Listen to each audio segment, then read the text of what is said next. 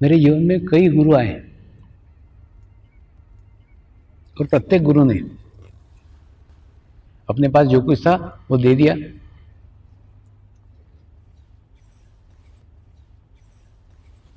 दे करके अगले गुरु के पास भेज दिया।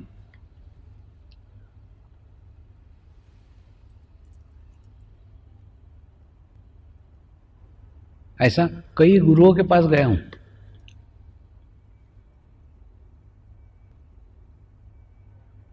जो गुरु एक दूसरे को कभी मिले नहीं, एक दूसरे को कभी जानते नहीं, उनका एक वाक्य एकदम समान था, तेरा हंडा बहुत बड़ा है, तेरा हंडा बहुत बड़ा है, तेरा हंडा बहुत बड़ा है। मेरे को लगता था मुझे ये चिढ़ा रहे हैं, मेरा सर शायद बड़ा है। तुम्हें पानी में नदी में झाँक के भी देखता था, मेरा सर बड़ा है क्या? तुम देखता नहीं, सर तो बड़ा नहीं, ऐसा क्यों बोल रहे हैं? लेकिन ना गुरु बोलता है अपने स्तर पे, शिष्य सुनता है अपने स्तर पे। हंडा बहुत बड़ा है, हंडा बहुत बड़ा है, इसका अर्थ तेरे माध्यम से लाखों लोगों तक पहुंचने वाला है।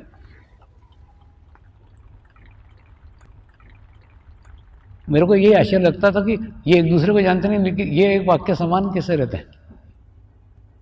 और मैं कई गुरुओं के पास में रहा हूं, लेकिन मेरे को गुरु के अंदर कभी भिन्नता नजर नहीं आई, क्योंकि चित्त ना गुरु तत्व पर रहता था, गुरु पे नहीं। तो गुरु का रंग रूप क्या है, गुरु का ऊंचाई क्या है, हाइट क्या है, इधर कुछ ध्यान नहीं रहता था। गुरु तत्व एक है।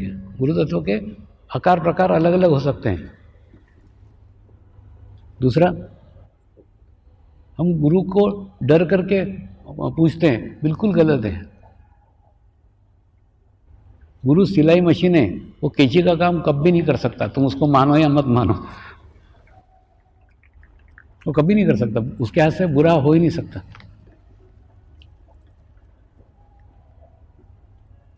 हुआ था ना, एक बार मेरे को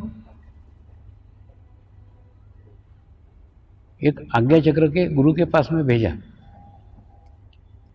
खूब अच्छा वाटरफॉल था, वाटरफॉल के पीछे एक छोटी सी पगडंडी जाती थी, वो पगडंडी के पीछे उनकी गुफा थी।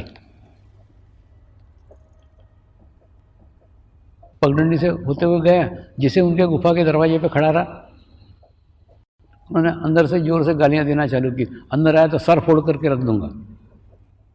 अब मैं दुविधा में जाऊं कि नहीं जाऊं। नहीं गया तो गुरु ने भेजा है, गुरु आज्ञा टूट जाएगी, जाना तो पड़ेगा। और अंदर गए तो वो बोल रहे सर फोड़ दूंगा। मैं हिम्मत करके अंदर बढ़ा, एक कदम ही आगे बढ़ाया होगा, सचमुच उन्होंने पैर की खड़ाऊ निकल के मेरे सर पे दे मारी और सर में से खून निकल रहा था। मेरा ध्यान उस खून की तरफ भी नहीं था, मेरा ध्यान उनके पावड़ी की तरफ था। वो पावड़ी को उठाई और उनके पैर के पास रख दी। वो बोले तू मेरा सर्वस्व लूट के ले जाएगा। तो उन्होंने सर फोड़ के मेरा आज्ञा चक्र क्लियर कर दिया, आज्ञा चक्र साफ कर दिया, आज्ञा चक्र स्वच्छ कर दिया। मेरा ना पूर्ण विश्वास है डॉक्टर और गुरु इसमें खूब समानता है। डॉक्टर तुम्हारा पेट आड़ा काट रहा है, खड़ा काट रहा है, तिरछा काट रहा है, कोई मायना नहीं है। प्रत्येक डॉक्टर की काटने की स्टाइल अलग अलग होगी, उद्देश्य तुम्हारा जीवन बचाना है। उसी प्रकार से गुरु तुमको कैसा बर्ताव कर रहा है, क्या कर रहा है, उसको कोई मायना नहीं है। मायना है तुम्हारा उद्धार करना, तुम्हारी आध्यात्मिक प्रगति करना, उससे दूसरा कुछ हो ही नहीं सकता। लेकिन दिखेगा वो ऐसा बर्ताव कर रहा है, ऐसा कर रहा है। आज ऐसी ही कहानी में आज आपको बाद में बताऊंगा, साईं बाबा की कहानी इसी प्रकार की। तो कहने का मतलब कि गुरु के हाथ से बुरा कभी हो नहीं सकता। हाँ, तुमको दिखेगा वो बुरा कर रहा है, बुरा नहीं होता। दूसरा हुआ ना, कच्छ के अंदर एक डॉक्टर है, अच्छे प्रसिद्ध हार्ट स्पेशलिस्ट है वो, भुज में। उनका भाई मेरे को गालियां देता था खूब, मैंने क्या बोलते ना, उनका भाई को लगता था कि मेरा इतना पढ़ा लिखा भाई और क्या ये बाबा के चक्कर में आ गया। वो मेरे को खूब गालियां देता था, खूब गालियां देता था। और उसके बाद में अभी भी जब दौरा किया तो उनके घर पे गया मैं, तो उनके ही सेंटर चल रहा है। तो वो बोले स्वामी जी मैं तो तुमको खूब गालियाँ देता था, फिर मैं कैसे आ गया ये ध्यान में। मैंने उनको बोला गुलाब का फूल सामने रखो, उसको खूब माँ बहन की गाली दो, तो वो बदबू देगा क्या? नहीं देगा, वो खुशबू ही देगा। तो गुलाब का फूल का स्वभाव है खुशबू देना, वैसे गुरु का स्वभाव है ब्लेस करना, आशीर्वाद देना। तुम भले उसको गाली दे के याद करो क्या पूछ के याद करो, वो तुमको आशीर्वाद ही देगा। तो तुम मेरे को गाली देते थे तो भी मैं तुमको आशीर्वाद ही देता था, इसलिए तुम इसमें आए। तो कहने का अर्थ क्या है, गुरु कोई व्यक्ति नहीं है, गुरु एक तत्व है और उसके हाथ से कभी बुरा हो ही नहीं सकता। वो सिलाई मशीन है, वो कभी कैंची का काम कर ही नहीं सकता।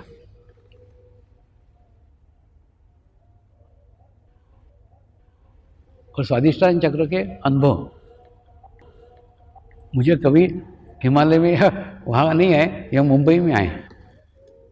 मुंबई में आने के बाद में एक दिन रात को ऐसे ही हुआ कि एक औरत मेरे सामने आई, मोक्ष दो मोक्ष दो मोक्ष दो चिल्लाने लग गई। उसके बाद में उसके लिए प्रार्थना की, उसके लिए प्रेयर की, और उसके बाद में फिर वो शांत हो गई। उसके बाद में रात भर मेरे को ही नींद नहीं आई कि वो मोक्ष दो कर रही, तो मैं मोक्ष देने वाला कौन हूँ, और मैं अगर मोक्ष दे सकता हूँ तो मैं कौन हूँ। रात भर सोचता रहा।